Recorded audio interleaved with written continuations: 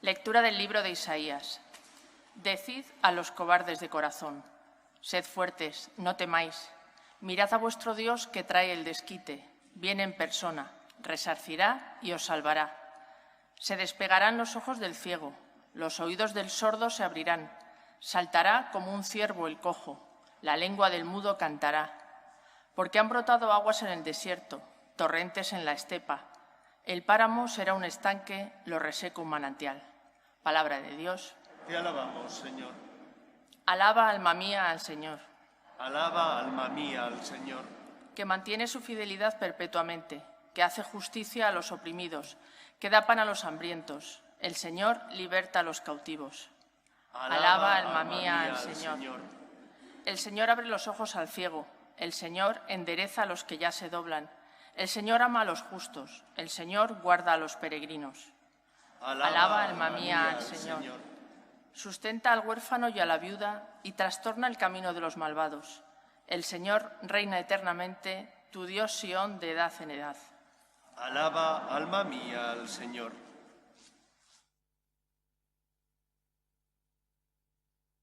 Lectura de la carta del apóstol Santiago. Hermanos míos, no juntéis la fe en nuestro Señor Jesucristo glorioso con el favoritismo. Por ejemplo, llegan dos hombres a la reunión litúrgica. Uno va bien vestido y hasta con anillos en los dedos. El otro es un pobre andrajazo. Veis al bien vestido y le decís: por favor, siéntate aquí, en el puesto reservado. Al pobre, en cambio, estate ahí de pie o siéntate en el suelo. Si hacéis eso, ¿no sois inconsecuentes y juzgáis con criterios malos? Queridos hermanos, escuchad. ¿Acaso no ha elegido Dios a los pobres del mundo para hacerlos ricos en la fe y herederos del reino que prometió a los que lo aman? Palabra de Dios. Te alabamos, Señor. Aleluya, aleluya. El Señor es nuestro Rey. Aleluya, aleluya. El Señor es nuestro Rey. El Señor esté con vosotros. Y con tu espíritu. Lectura del Santo Evangelio según San Marcos. Gloria a ti, Señor. En aquel tiempo dejó Jesús el territorio de Tiro y pasó por Sidón camino del lago de Galilea, atravesando la Decápolis. Y le presentaron un sordo que además apenas podía hablar, y le piden que le imponga las manos. Él, apartándolo de la gente a un lado, le metió los dedos en los oídos y con la saliva le tocó la lengua. Y mirando al cielo, suspiró y le dijo: Éfeta, esto es, ábrete. Y al momento se le abrieron los oídos, se le soltó la traba de la lengua y hablaba sin dificultad. Él les mandó que no lo dijeran a nadie, pero cuanto más se lo mandaba, con más insistencia lo proclamaban ellos. Y en el colmo del asombro decían: todo lo ha hecho bien, hace oír a los sordos y hablar a los mudos. Palabra del Señor. Gloria a ti, Señor Jesús.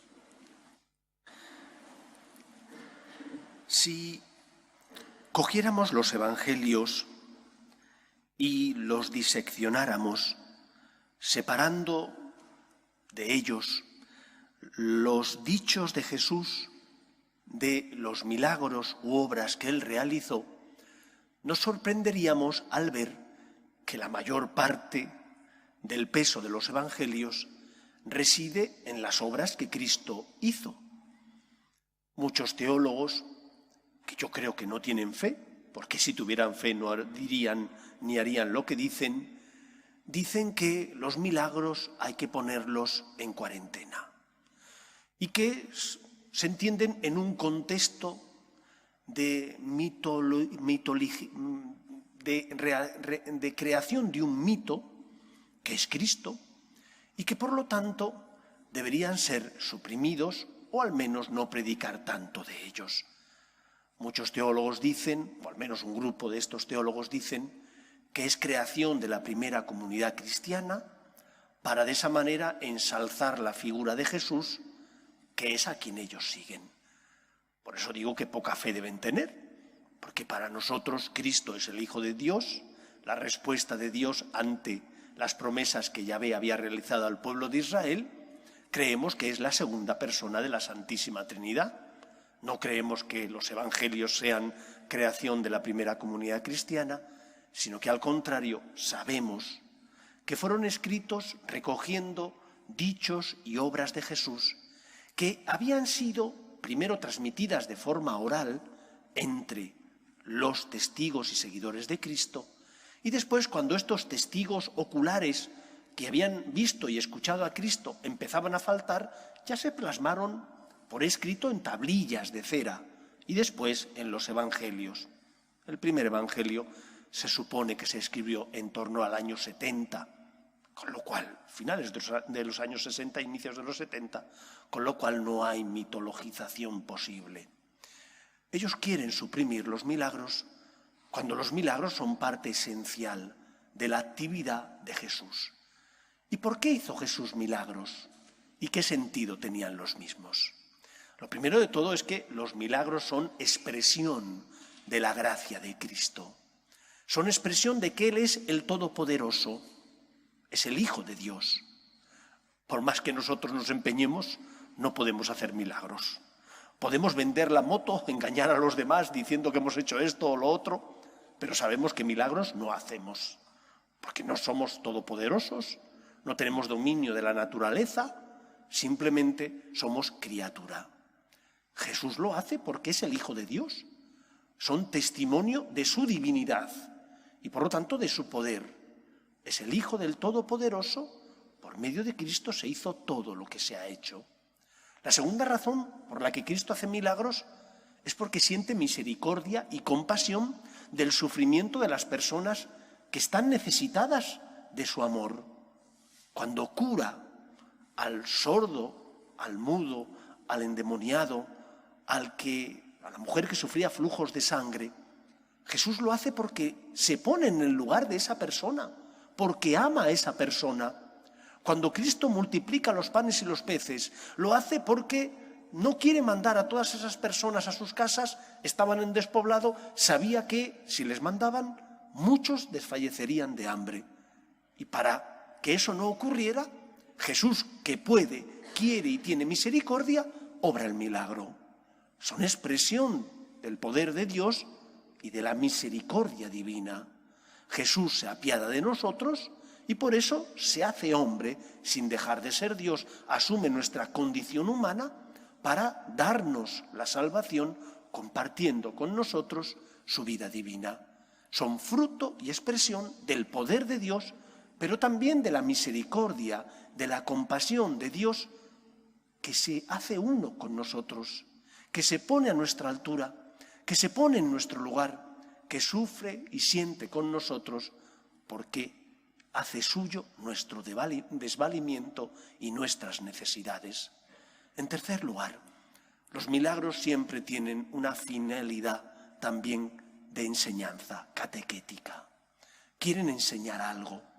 Primero curan a una persona, multiplican los panes y los peces, saciando el estómago, el hambre de los que le estaban escuchando, pero también tienen una finalidad catequética, de dar una enseñanza.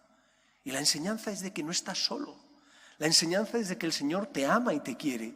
Y aunque a veces parezca que el Señor calla, o que está ausente de tu vida, o que no le importan tus problemas, no es verdad. Dios siempre está ahí. Y Dios siempre actúa. Otra cosa distinta es que los tiempos de Dios no son nuestros tiempos. Otra cosa distinta es que a nosotros nos gustaría frotar la lámpara y que saliera el genio y nos diera los deseos y de esa manera nos complicamos la vida. Dios no actúa así. Dios no es el genio de la lámpara, no es nuestro siervo. Pero Dios siempre está porque te ama y te quiere. El Señor sale a tu encuentro para socorrerte, para auxiliarte, para ayudarte en tus necesidades. Lo que tienes que hacer es pedir con fe. Lo que tienes que hacer es acudir al Señor, lo que tienes que hacer es dejar que el Señor cure y sane tus enfermedades. Y esa es la enseñanza del Evangelio de este domingo. El Señor ha asumido nuestra condición humana. No, el cristianismo es la religión de la encarnación, porque Cristo, sin dejar de ser Dios, asume nuestra condición humana para tocarnos, para compartir con nosotros su amor. No es el Dios lejano, es el Dios cercano. La paradoja es que Él se acerca y que parece que muchas veces nosotros nos alejamos de Él. Que por más que el Señor viene, nosotros salimos corriendo. Que por más que el Señor nos da facilidades para encontrarse con nosotros y que por lo tanto nosotros nos beneficiemos, nosotros anteponemos otras cosas. ¿Cuántas iglesias hay en Madrid? Repara, cuenta, ¿cuántas hay camino de tu trabajo? ¿Cuántas veces sales entre hora y hora a tomarte un café? El que fuma, fumas un cigarro, porque ya en las empresas no se puede fumar, en los edificios. ¿Y cuántas veces vas a ver a Cristo? A lo mejor hay una iglesia abierta al lado de tu trabajo. No digo que vayas a misa, si a lo mejor no puedes, no tienes media hora o 20 minutos, que a lo mejor dura la Eucaristía a diario, pero sí puedes pasar a hacer una visita, a dar las gracias, a encomendar a los que están sufriendo y sabes que necesitan el amor de Dios. Sí puedes pasar a encontrarte con aquel que en el colmo del amor se queda en la Eucaristía porque te quiere, para compartir contigo su amor, para estar cerquita de ti. Algunos dicen, yo no necesito ir a la iglesia para encontrarme con Cristo. Vamos a ver, no necesitas ir a la iglesia para ver la mano del Señor en la obra de la creación, cierto, pero sí para encontrarte con el Señor, porque la Eucaristía es el sacramento fuente del amor de Dios. Y es verdad que le puedes ver en los pobres y necesitados, es cierto que le puedes ver también en la obra que Él ha creado, puesto que la naturaleza es obra de Dios, ves su huella, pero como en la Eucaristía no le vas a encontrar. Por eso creo que deberíamos hacer un esfuerzo por encontrarnos con Cristo, por dejarle que entre en nuestra vida, por permitirle que toque nuestro corazón, porque por eso nos hizo de carne y hueso. No es malo la carne, somos cuerpo y alma, y el cuerpo es parte nuestra, y Cristo nos ama tanto que Él mismo asumió nuestra condición corporal sin dejar de ser Dios.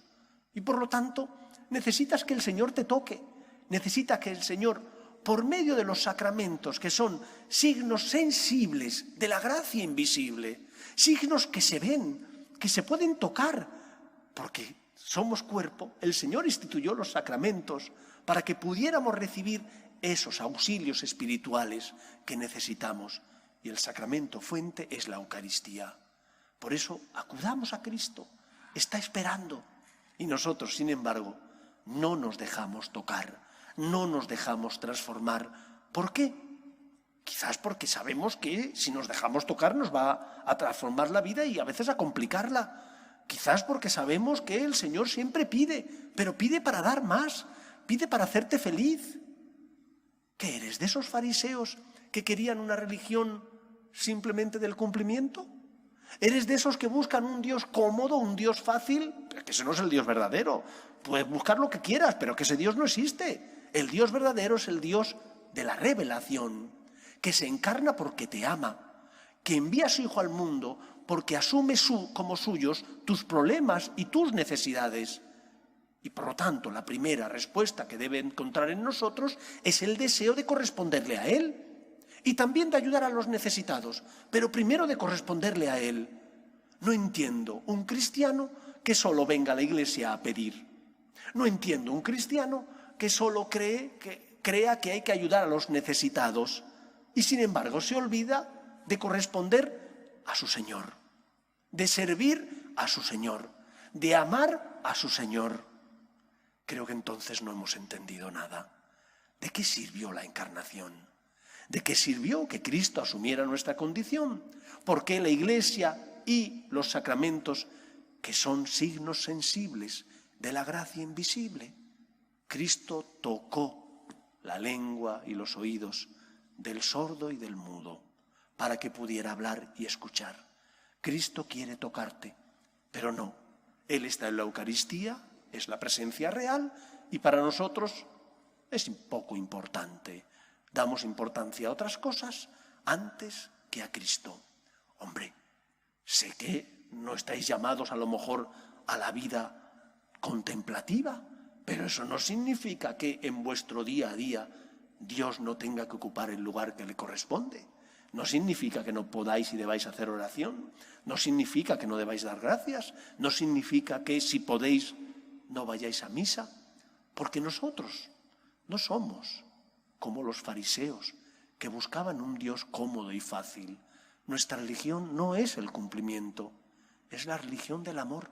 Y en el amor no hay límites, en el amor lo que se busca es corresponder a la persona amada.